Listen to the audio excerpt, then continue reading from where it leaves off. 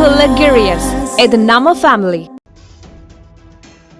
மயிலாடுதுறை மாவட்டம் சீர்காழியை அடுத்த சுனாமி குடியிருப்பு மீனவர் காலனி தெருவைச் சேர்ந்த குணசேகரன் என்பவருக்கு அருண் என்ற மகன் இருந்தார்.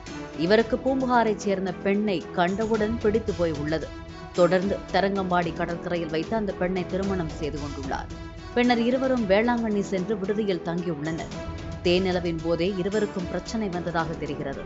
இதனால் மன உளைச்சல் ஏற்பட்ட அந்த பெண் உறங்கிக் கொண்டிருக்கையில் அருண் அறையிலிருந்து மின்விசிறியில் துப்பட்டாவால் தூக்கிட்டு தற்கொலை செய்து கொண்டார்.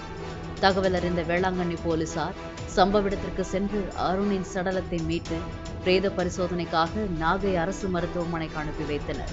அருண் திருமணம் செய்த பெண்ணிடம் விசாரணை நடைபெற்று வருகிறது. தற்கொலை செய்து கொண்ட அருண் மீது பூம்புகார் போலீஸ் நிலையத்தில் 3 வழக்குகள் நிலுவையில் உள்ளன.